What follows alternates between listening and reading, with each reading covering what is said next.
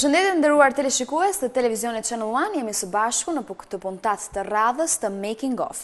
Making of i këtë radhë vjen me një tjetër film të suksesshëm i cili quhet American Gangster, i publikuar në 2 nëntor të vitit të 2007, që zgjat për gati 157 minuta. Me një cast shumë të njohur aktorës. Box Office ka arritur me një vlerë për $100 milion për realizimin e këtij filmi, u hap java e kinemas në Shtetet Bashkuara të Amerikës me një vlerë prej $2.564.000 dhe për gati 8 ditë ky fitim arriti në $130 milion.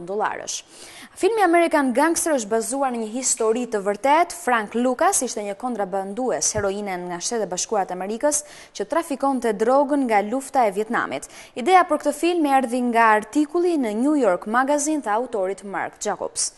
Ne tani do të shkëpujmë pak çaste, do të ndjekim trailerin e këtij filmi dhe rikthehemi sërish për të diskutuar.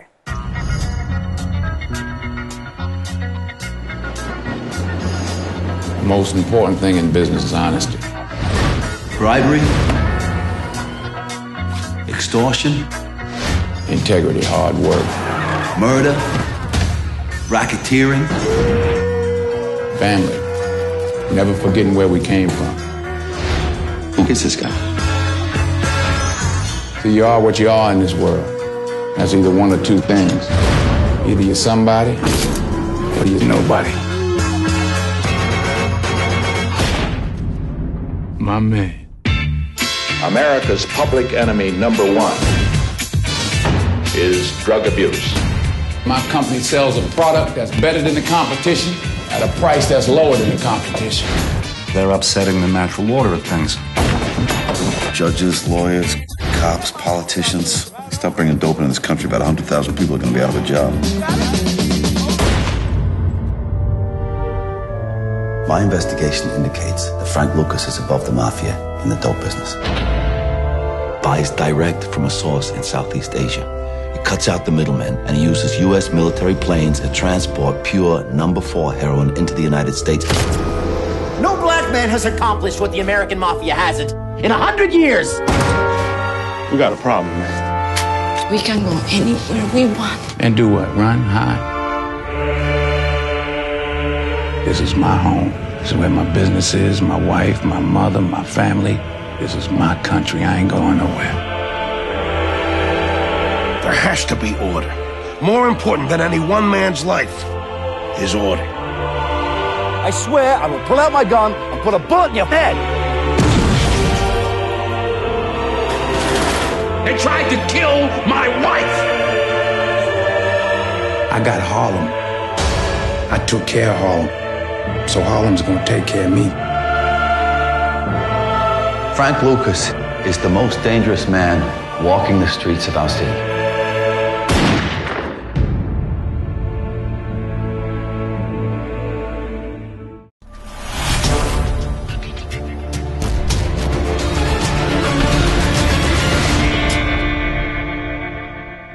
Si që njohëm dhe me trailerin e këtij filmi, në këtë film është vendosur muzika nga Jay-Z, albumit të vitit 2001 të The Blueprint, Heart of the City.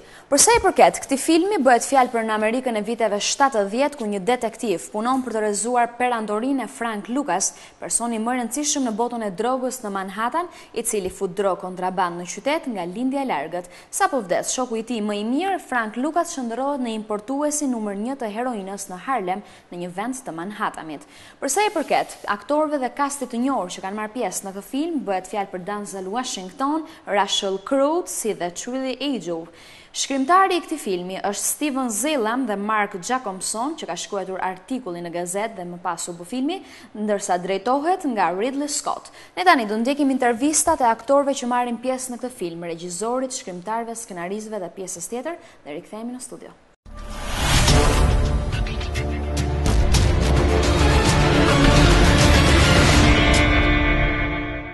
Frank came along at a time, or the time was right for him. He was ready at a time when the French Connection heroin, quote unquote, had dried up.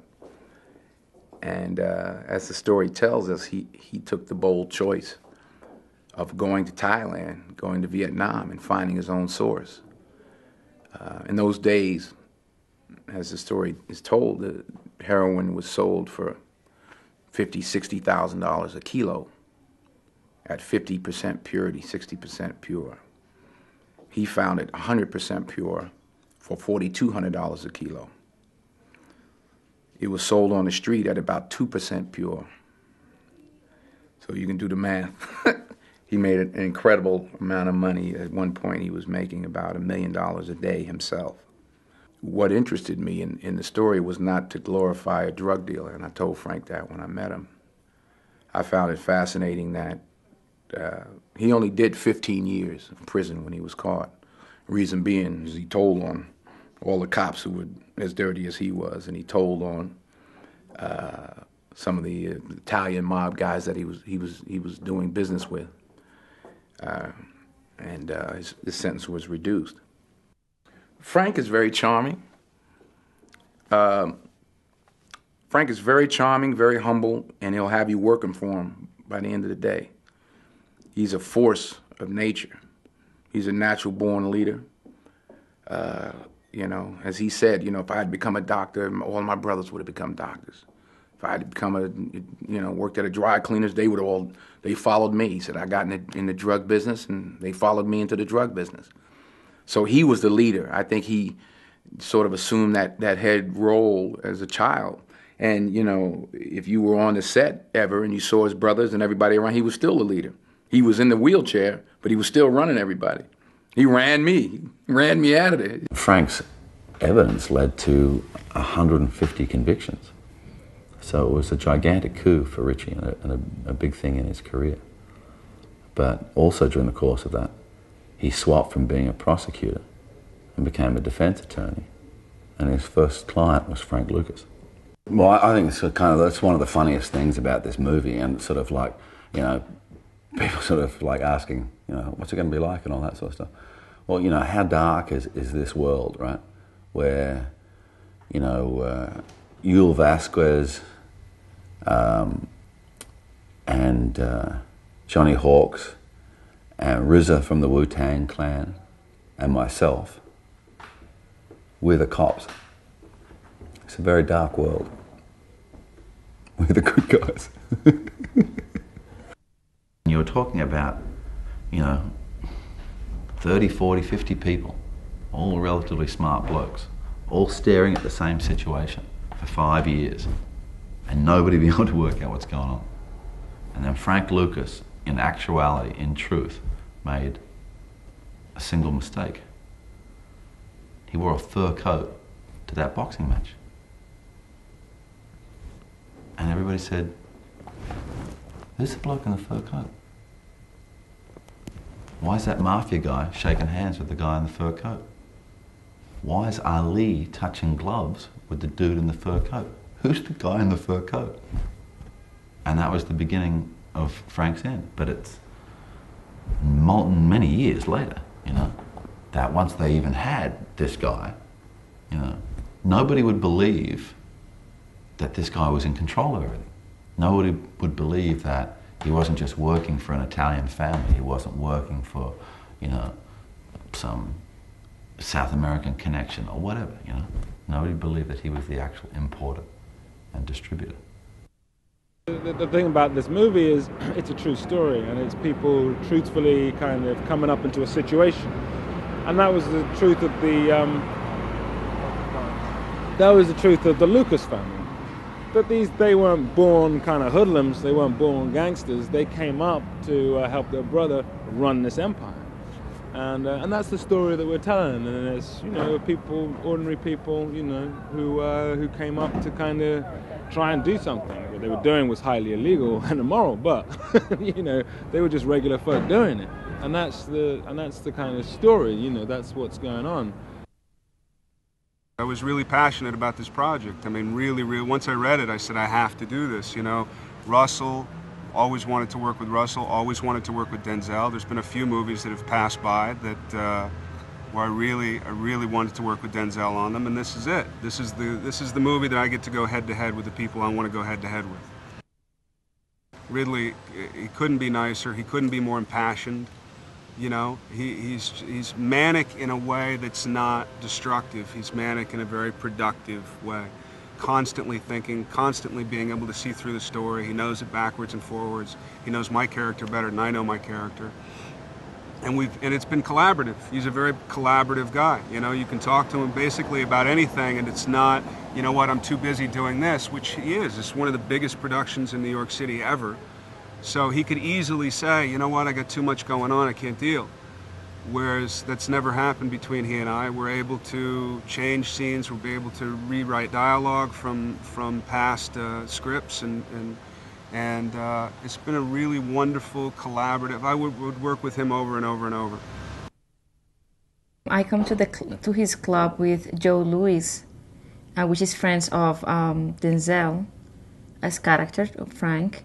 And I come to the club with Joe, and then Frank looks at me, and I look at him, and I think we're immediately enchanted with each other, which I think is happening in real life to them.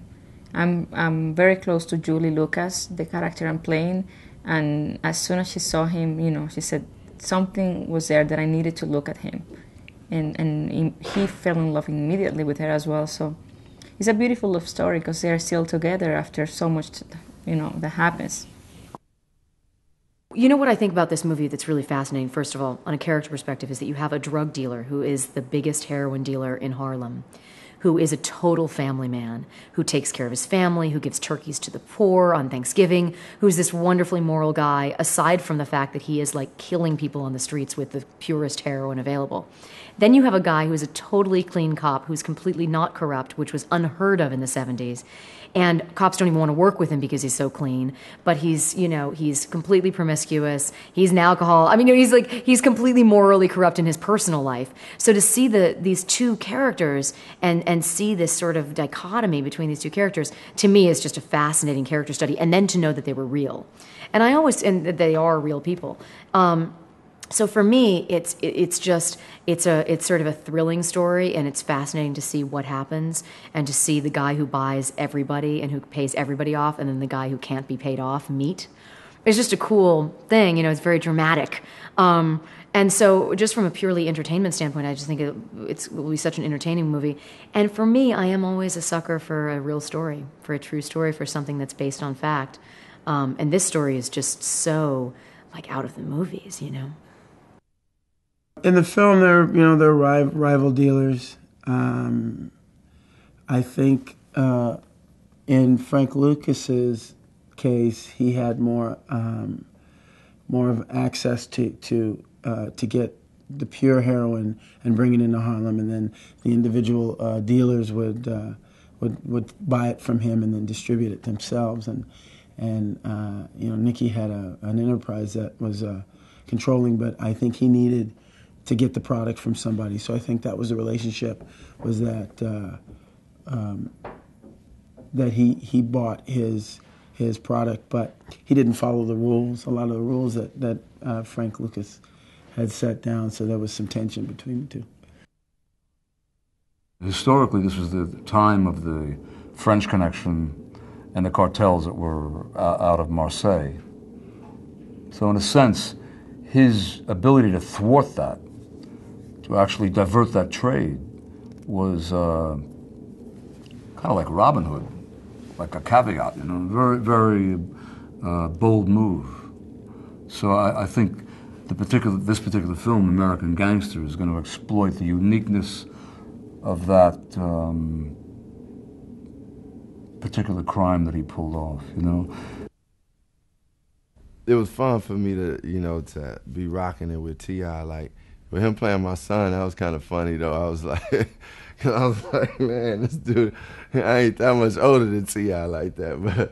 But you know, we worked it out, and we got into the character for that, and it worked out real cool. You know, I had him when I was young. That's all that happened. But working with T.I., he definitely brought that soul and improvisation that I was talking about, that people from the hip-hop background, you know, have had. And knowing that RZA was a part of it, I got to just, you know, really just rap with him a little bit about just being a part of this movie. We both were saying it's a big step for us. I mean, I'm a cool cat. You know, we actually worked together on my last album. You know, he's a cool cat, one of the coolest. And I mean, you know, they make him up, man, to way he presents himself to be older than, you know what I'm saying, than he really is. But, you know, I think it's a great cast. You know, RZA's involved as well, and you know, you got Ruby Dee, you know, of course, Denzel, Russell Crowe, and one of the greatest directors of all time, you know what I'm saying, Ridley Scott. It's really my internship. I'm fetching coffee and taking notes, you know what I'm saying. I'm happy to be here. The reason to make a conceptual album for American Gangster was there's a lot of people that can relate to that story, and you know, there's a movie that's 2.5 hours long about this subject. There's so many different emotions that's left untold because you have to fit this into a format.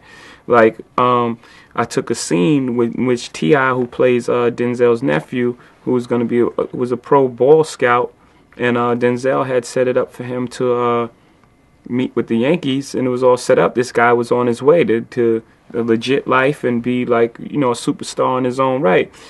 And T.I. didn't attend the meeting, and he asked him, why didn't you attend this important thing that I set up for you? He was like, I don't want to be a pitcher anymore. I don't want to be a baseball player. I want to be like you. So that emotion right there, we never got to see Denzel go to his room and cry, you know, or at least be reflective about it, because, you know, that's the last thing he wanted for his nephew. Else he wouldn't set up the meeting. He didn't want his nephew following him into that type of life. So those are things that I would take. I would press pause on them, and then I would explain it, you know, explain the emotions behind it.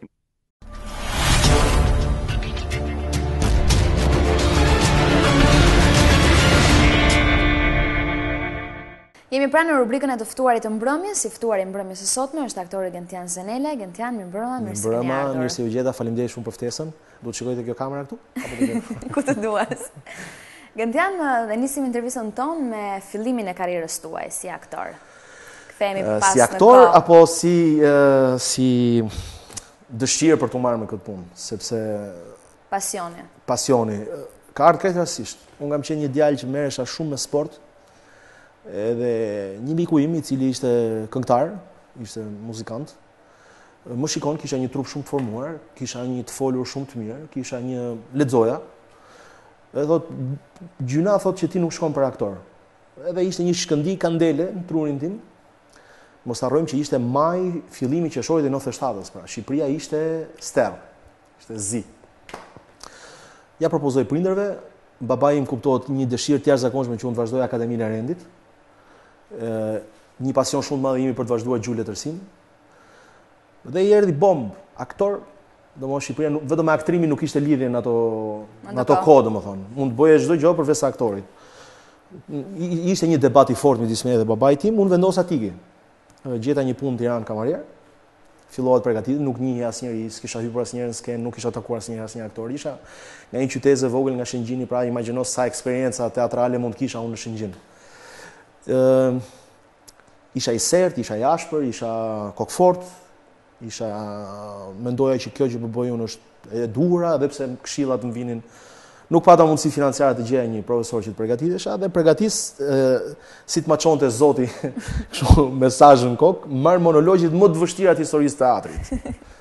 Pra marr Hamletin, akti i dytë, skena e dytë, i tmerrshëm, duke që isha komplet infantil dhe komplet i pakvëndur në këtë gjë. Përgatis një monolog komik nga Molieri dhe konkuroj. Mirë, po atëherë faza ka qenë e tmerrshme, nuk ka qenë si sot, ka qenë me 2 etapa konkurimi. Pra, kaloj etapën e parë, pastaj mund të kalojë, por mund edhe mos ta kalojë etapën. Dhe në momentin që ti zbrazje fishekët e tu tek etapa e parë, duhet përgatisje për 15 ditë monolog të ri, monolog tjetër të ri, tregim, pra situata ishte e tmerrshme. Unë, mendimi me çka kam parë nga mbrapa, tek unë kanë parë vetëm një dëshirë të madhe dhe një forcë të jashtëzakonshme për ta bërë këtë punë, se talent as bëhet fjalë domosdoshmë. Nuk është se mund të thoja për këtë gjë. Fillova akademinë, erdha në një botë komplet tjetër gjë nga ajo që kisha jetuar deri tani. Gjërat ishin ndryshe, punoi ndryshe, një botë që unë se njeh fare.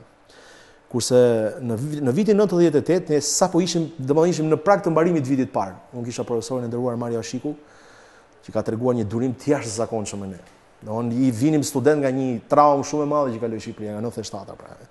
Rrugët nuk ishin të sigurta, ambientet e shkollës nuk ishin të sigurta si sot, punë nuk ekzistonte fare, pra televizioni s'kishte absolutisht fare. Ishte një po hidhemi në këtë humbëthirë dhe të shohim ku do dalë. Regjisor Albert Minga xhironte filmin Porta Eva. Dhe na vjen profesori i nderuar Maria Shiko dhe thot, po kërkojnë figurant, keni dëshirë të shkoni ta shikoni si është? Pagesa ishte qesharake, unë po them për 5 ditë xhirimi kam marrë 30.000 lekë vjetra. Mirë po luan në rol kryesor ndriçim xhepa, pra ishte një fat jashtëzakonshëm ta shikoja ndriçimin se si punonte. Kishin ardhur 2 aktorë, njëra ishte polake, tjetra ishte ruse.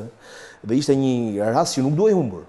Pra, edhe shkuam unë bashkë me disa miq të mi me shokët e klasës, djemë dhe vajza. Dhe aty e kam pas vërtet eksperiencën e parë me filmin, pra isha figurant, po të më dallosh në atë turë me natyre trafikante, unë s'dallom, jemi gjithë njësoj me mushama, nuk ka, është komplet figurant, kupton? Mirë po një qef edhe një dëshirë jashtëzakonshme se si kuptuam se si funksionon filmi, figurantët, se si punon ndriçimi, se si punon aktori kryesor. Ato aktorët e huaja kuptohet sillin një eksperiencë nga Europa shumë më të zhvilluar në kinematografisë e ne. Dhe ky ka qenë vërtet ndoshta një nga momentet decisive në jetën time ku kam rënë dashuri me këtë profesion. Vërtet e kam prekur se si funksionon kinematografia. Pastaj erdhi vitet e akademisë, në 2001 që u diplomova. Pak para se diplomohesha pata eksperiencë me Ylli Pepo në filmin Njerëz dhe fate. Kisha një rol të vogël, i dashur i erës. Edhe pastaj erdhi propozimi i Tan Minarudit në filmin Natë pa hënë, një rol akoma më konsiderueshëm. Dhe fillova pak të prek, aq sa ka mundësi se Shqipëria nuk është se të krijon mundësinë e filmave pafund dhe një produksionit jashtëzakonshëm që të kesh mundësi të eksperimentosh. Me shumë kujdes, me pagesa qesharake, gjë rastin ta them, me kushte qesharake trajtimit aktorëve, se kam pas fatin të punoj edhe për produksionet huaja. Mirë po, ne na shtym përpara zellit dhe pasionit që kemi për këtë profesion, asgjë më tepër. Po më pas tek teatri, çfarë është teatri për Gentin? Teatri për mua është një ishull relaksi, domethënë, unë teatrin e bëj me shumë dashuri në pauzat e televizionit. Televizioni është një uzinë e madhe që prodhon pafund dhe nuk të jep kohë me orare të stërzgjatura. Dhe sapo gjej momente të bosh, përpiqem të bëj sa do pak teatr me miqtë e mi. Qoftë edhe pa pagesë. Qoftë edhe me pagesa krejt qesharake, po thjesht për ta mbajtur gjallë, këtë dëshirën e madhe për të luajtur në skenë apo për të luajtur në film. Vepra juaja e fundit në teatr? Familja Antikuarit, kam qenë bashkë me Julin dhe me një staf shumë të mirë aktorësh, ishte në festivalin e të rinjve. Alma Hoti, regjia, jam kënaqur, jam argëtuar shumë, sepse unë kam primare në këtë, edhe në filmat ku unë kam marrë pjesë, unë kam primare që njeriu në radhë parë duhet argëtohet, pa prishur punën, por duhet ketë një energji pozitive. Nuk e di pse në 90% të stafeve filmove që njerëzit janë shumë me nerva, janë shumë të agituar, nuk ka pozitivitet. Çdo gjë është vonë, regjizori vetëm për tetë, kupton? Grimi i shat me regjizorin, kostumografi zihet me këtë. Nuk ka pozitivitet. Unë kam pa trailerat dhe making of të filmave që ka shumë energji pozitive, ka shumë sinkronizim, pra ka shumë dëshirë për ta bërë këtë punë. Këtu më duket si detyrim, që na ka dhënë Komiteti Qendror tani për ta hapur këtë kanal, no burra ta hapin, kupton? Nuk është mendimi nuk është forma kjo për të punuar, sepse nuk ka dëshirë të mirë, më kupton? Nuk ka dëshirë. 5 dubla, 10 dubla, 100 dubla le të bëhen, s'ka rëndësi. Për një nga momentet ku na ndjer shumë keq në një, nuk po e them regjizorin dhe filmin, po ka gjithmonë në një film momente të caktuar kur e kap gazi trupën dhe ti vetëm në përdorimin e një bombe bërthamore mund ta ndalosh këtë gjë. Pra nuk ka formë për ta ndaluar. Sa më shumë që i bërtet, sa më shumë që shan, sa më shumë që zgjidh, aq më shumë ndizet kjo dëshira për të qeshur. Sidomos momentin kur thot çak, kur thot aksion. Situata u tensionua shumë sepse të gjithë aktorët, pa përjashtim 6 aktorë që ishin në atë skenë, i kapte gazi. Dhe arriti puna në sharje, arriti puna në fyrje, arriti puna, domethënë për një situatë, sepse normalisht dhe një punë kur je shumë i tensionuar, je me orare të zgjatura, je të zgjohesh, të xhirosh në 4 mëngjesit, në 2 mëngjesit, në 5 pasdites, në diell, në vap, normalisht vjen një moment që gjitha kjo akumulohet. Edhe do shpërthej, do zbrazet diku. Mirë, po u ndjeva keq sepse edhe aktorët e tjerë u ndjen keq sepse pam që nuk kanë pozitivitet në këtë gjë. Domethënë janë shumë të tensionuar, nuk e di për çështje koha, nuk e di. Se kuptoj, edhe më ka bërë shumë përshtypje. Ti Gent jetën tënde, karrierën tënde, do ta imagjinoj dot pa teatrin? Po. Do ta imagjinoj edhe pa teatrin dhe pa filmin, sepse jeta më ka mësuar që të eci, të gjej rrugë të tjera. Jashtë bisedës, jashtë kamerave po thoya që unë kam pas eksperjenca pune që nga ndërtimi, kamarieri, koordinator në organizatë jo qeveritare. Kështu që do e bëja këtë jetë dhe pa teatrin dhe pa filmin. Por teatri dhe filmi janë dy pasionet të mëdha në jetën time. Janë dy dashuri të mëdha, por absolutisht do mbijetoj. Absolutisht nuk do ta kaloja jetën në përbaret rreth institucioneve teatrore apo filmike duke bërë biseda kot që pse s'u bëra dhe pse u bëra dhe pse s'vazhdon jo po pse s'bëhet. Absolutisht do eci përpara. Po tregojmë fare sinqert në këtë gjë. I kemi parë aktiv në prezantim, por edhe në radio. Përpiqem të ngacmoj, përpiqem të provoj, përpiqem të gjej gjëra të reja, forma të reja. Radio është, unë ja këshilloj çdo njeriu që merret në televizion. Radio është një shkollë e jashtëzakonshme. Këtë gjë unë e kam mësuar nga Adi Krasta, të cilin e ndjek gjithmonë me shumë vëmendje. Radio është komplet tjetër formë pune. Radio të detyron të lexosh, radio të detyron të marrësh informacion, radio të detyron të kërkosh, radio të eksplorosh. Dhe është absolutisht duhet ta provoj çdo njeri që merret në media, sepse është një shkollë më vete. Për të folurin është një shkollë vete për rrjedhën logjike të mendimit, është një shkollë vete e cila të mëson se si të kesh vetë ti si njeri disa përgjegjësi editoriale në kokën tënde. Ne si artist mund ta kemi pak thesin e zgjidhur dhe mund të flasim pak edhe kodra mas bregut. Mund të bëjmë edhe gafa spektakolare ndaj X personaliteti apo ndaj X njeriu apo me një batutë të cilën normalisht një njeri mund t'i ngelet hatri. Kuptohet me humor, po ka të drejtin t'i ngelet hatri. Radio tash ka tendencën që t'i përmbledhë këto gjëra. Pra të krijojë çik të vendosi disa kufim, të cilat e mira do ishte mos t'i kalosh. Ka njerëz që i kalojnë, problemi i tyre. Rikthehemi paksa te apartamenti 2XL. Si lindi ideja e krijimit të apartamentit? Apartamenti 2XL. Apartamenti 2XL, unë bashkë me kolegun tim edhe me producentin Turin, kishim një ide të madhe për ndërtimin e një spektakli të ri ndryshe. Aktualisht ekzistonte në treg një spektakël i cili mbulonte kabaretin. Dhe si ishte as pak e lehtë të gjeje tani një rrugë tjetër, ndryshe, një formë të re. Ne kishim një eksperiencë të gjatë me Julin në Portokalli. E njihnim shumë njëri si ashtu dhe me Ermalin. Projektin fillim filloi unë dhe Juli. I ftuar i parë duhet ishte Ermali. Ermali në momentin që pa formulën e joshi ai shumë kjo formulë, sa tha unë do kisha shumë qejf të isha prezant. Dhe në momentin ku Ermali ka thënë unë do kisha shumë qejf të isha prezant, çdo gjë është zgjidhur si me magji. Sepse e ndjenim mungesën e Ermalit, treshja nuk është se funksiononte. Ishin tentativa për të marrë një aktor të ri, po ishim akoma shumë të ngurtë në krahasim me çemin sot. Sot e kemi më kollaj për të pranuar një aktor të ri, qoftë edhe për të zëvendësuar Ermalin. Kurse në atë kohë ishim pak më të ngurtë sepse dilim nga një format ku kishim prodhuar vetëm numra treshe. Apartamenti është i çmendur. Apartamenti është një energji e frikshme, miq të mi kur e shohin thonë ju jeni thjesht të çmendur, të mbash 90 minuta shfaqje me një energji të jashtëzakonshme, kupton, të kesh përqendrimin e turit në kufje, të kesh përqendrimin tek publiku, të kesh përqendrimin ke kolegu.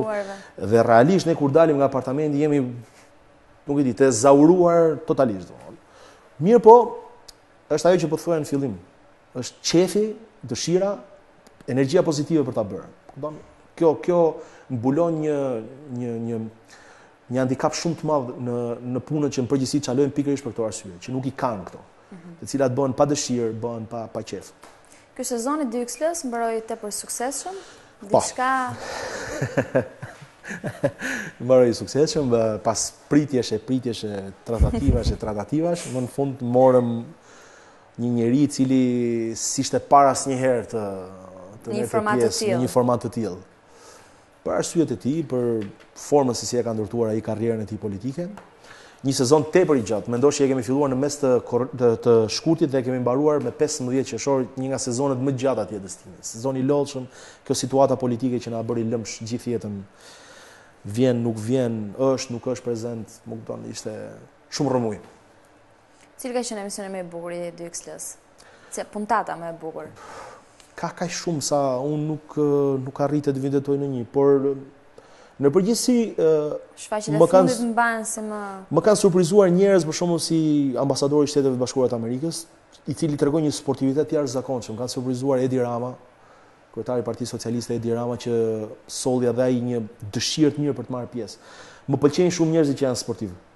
Më pëlqejnë shumë njerëzit që ndryshon edhe veshjen, ndryshon edhe lukun dhe futet në një atmosferë krejt ndryshe nga ç'është mësuar, ç'janë mësuar njerëzit ta shikojnë. Aty pikërisht aty ne ndjehemi rehat si trup. Kur ai bashkohet me ne, kur rrin me ne, kur bashkëpunon. Thuhet nga psikologët se humori shton jetën. Atyre që e dëgjojnë apo atyre që e bëjnë? Atyre që dëgjojnë dhe atyre që e bëjnë. Atyre që e bëjnë nuk ma merr mendja. Ndërtimi i situatave komike kërkon një impenjim të jashtëzakonshëm psikologjik. Sepse vërtet jemi në një vend demokratik, por nuk është se i kemi ka përcyer akoma disa pengesa psikologjike. Njerëzit shpeshherë keq kuptojnë humorin që mund të bëjmë. Njerëzit shpeshherë marrin për tërës, shpeshherë kemi pas edhe reagime, mesazhe, emaile, fyrje. Jemi munduar që t'jemi sa më me këmbë në tokë, pa fyer asnjëri, po kuptohet varet kë person ke përballë. Për mua ka qenë këto 10 vite që jam me Julin dhe me Ermalin me grupin Zhbëlq kanë qenë tepër të lodhshme. Kuptimin e përqendrimit dhe kuptimin e kërkimit për gjetur situata të reja. Kjo na lodh shumë. Mungesa e shkrimtarëve dhe mungesa e autorëve na lodh shumë sepse ne materialet gjithmonë i shkruajmë vetë. Dhe kjo ka qenë një lodhje shumë e madhe për ne, për të kërkuar, për të gërmuar, për të gjetur situata të reja. Po faleminderit Zotit, Shqipëria është një vend që na ofron vazhdimisht situata. Është një cirk bullgar. Kështu që kemi pasur material sa të duash. Kush veçantia më e madhe e apartamentit? Unë jam mendimin që është spontaniteti. Dhe gjërat bën një herë dhe një herë të vetme. Pa prova, pa asgjë, prandaj qeshim edhe ne vetë. Prandaj shijojmë edhe ne vetë se është siç e dëgjon ti për herë të parë dëgjojmë edhe ne. Ka batuta të jashtëzakonshme spontane, ka batuta situata që krijohen në mënyrë spontane. Dhe ndoshta kjo është arsyeja pse njerëzit e pëlqejnë dhe njerëzit e duan, dhe sidomos mosha e re e do shumë. Sepse është një lojë pa rregulla, është një lojë shumë fëminore, ka një energji fëminore, pra miqtë e mi kur e kanë parë jeni si fëmijë që luani përpara pallatit dhe krijoni, hajde luajmë shtëpiash, hajde luajmë doktorash, hajde luajmë, pra e gjitha kjo është me sa duket funksionon dhe është e pëlqyer nga publiku. Pa kostume, pa grim, pa mustaqe, pa çdo gjë spontane. Pra është krejt natyrshëm, është krejt krudo. Dhe kjo është arsyeja pse ne e dashurojmë dhe e pëlqejmë shumë. Gjeni deri më tani kë konsideroni se suksesin tuaj më të madh? Asnjërin. Asgjë që kam bërë deri tani nuk mund të konsiderohet sukses i madh. Ka pasur gabime trashanike, ka pasur edhe gjëra shumë të mira, ka pasur ulje dhe ngritje, por që do ishte gabim ta quaj suksesin tim më të madh X projekt. Kam bërë projekte shumë të mira, siç kam bërë edhe projekte shumë dobta, të cilat jam munduar të mësoj prej tyre, që të jemi realist. Dhe jam tepër i ri akoma për të thënë që ky ishte, nuk e di. Ndoshta nga ky moment që po flasim do ketë vetëm dështime, nuk e di këtë gjë. Dhe pasi ta kuptoj që po bëj vetëm dështime, do ta kam përsëri me ty të them në vitin 2006 ishte suksesi më i madh. Gjeni këtë dim që keni edhe një pasion shumë të madh për motorat. Jashtëzakonshëm. Motorat janë dashuria ime e madhe, unë kam filluar të koleksionoj motora klasik. Aktualisht kam 4 motora. Dhe më pëlqen kur gjej motora të shkatruar, të lënë pas dore të cilët i risjell në jetë. Është një emocion i jashtëzakonshëm. Motora të cilët i kanë lënë nëpër plevica, nëpër Këtë gjë po më thoshte para një javë dhe gën beko. Është një emocion i jashtëzakonshëm kur ti e ndez atë motor pas 30 vjetësh që nuk punon. Të duket sikur i jep shpirt, e kupton? Edhe unë jam i dashuruar pas viteve 60-70, jo vetëm tek motorat, tek moda, tek filmat, tek mënyra e jetesës. Domethënë vitet e ëmbla, sweet years që i quajnë, ose vintage, vitet vintage. Dhe aty fokusohem edhe për motorat, aty fokusohem edhe për syzet që mbaj, aty fokusohem edhe për mënyrën e jetesës, më pëlqen shumë. Diçka për të ardhmen, diçka që keni menduar ti edhe në sken, diçka, një plan të ri? Projekte ka sa të duash. Aktualisht jam përgatitur bashkë me Orinda Hutën për një emision makinash, të cilin, të them të drejtën, e dashuroj. Kam marrë me shumë qejf. Sapo mbarova një emision për gatimin. Po. Prandaj ta thash që më pëlqen të lëviz. Më pëlqen të lëviz, më pëlqen të jem vazhdimisht në formate ndryshme. Sepse është shumë e mërzitshme të rish në një vend, është shumë e mërzitshme, fillon edhe të kthehet në rutinë. Momenti që të kthehet në rutinë, pastaj ajo është një alarm. Edhe emisioni i gatimit mbaroi sezoni. Mbaroi, bëra 32 puntata, pata 32 të ftuar, shumë simpatik. Kam gatuar me to si të çmendur, dhe e bukur aty emisioni është që të gjithë të ftuarit pa përjashtim kur vinin, shikonin nëpër sitare se ku do gjenin pjatancat e bëra gati, që gjasme do gatuanim dhe pastaj do i nxirnim. Dhe rezultoi që janë argëtuar shumë edhe ato. Gatimi ishte real, ishte live. Stafi ule, gjithë stafi që janë këtu, gjithë to kameraman uleshin pas atje dhe hanin një darkë simpatike. Se mua më pëlqen shumë të gatuaj për tjerat. Më jep një ndjesi pozitive shumë. Gatimi është shumë relaks për mua. Është një formë për të relaksuar. Mirë, edhe të ftuarit ishin Ka pasur nga ato që s'dinit manin as fikën, por që e kemi kaluar me shumë kallat, e kemi kaluar me shumë humor. Domethënë vazhdimisht nga producenti dhe nga regjisori më porositesha që mos i jep shumë rëndësi recetës. Receta mund gjetë në internet, asortimentet, sa piper, sa krip.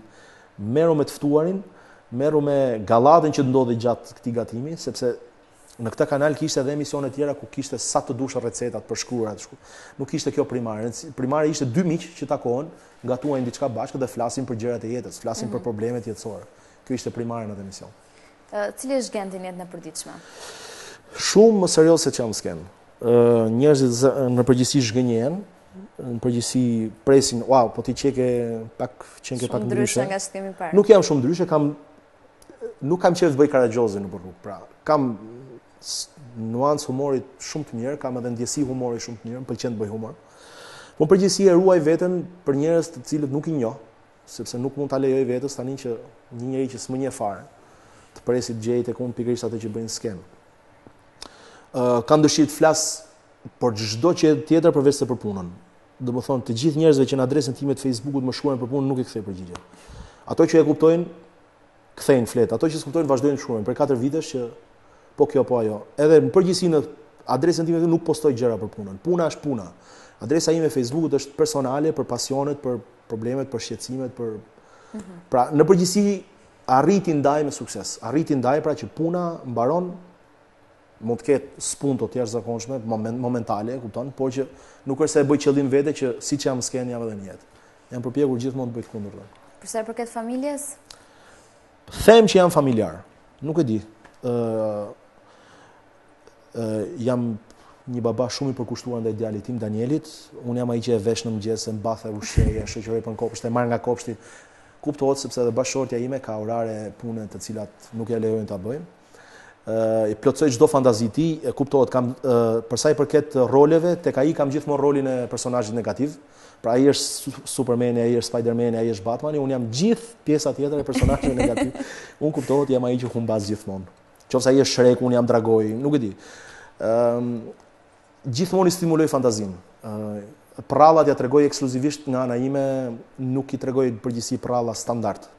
Kësulkuqja i ruqe, i tregoj prallat të cilat i sajoj në kokën time, kastori e shil që ja vodhen lodrat.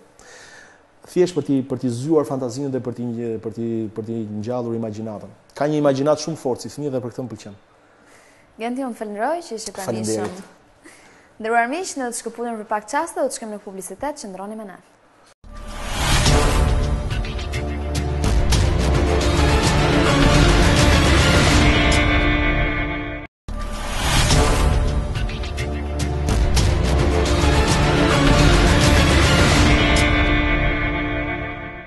Të nderuar teleshikues, kjo ka qenë gjithçka që kishim përgatitur për këtë film, dram dhe krim të American Gangster. Ne do të rishihemi sërish javën e ardhshme në po të njëjtën orë. Deri atëherë, miru takofshëm.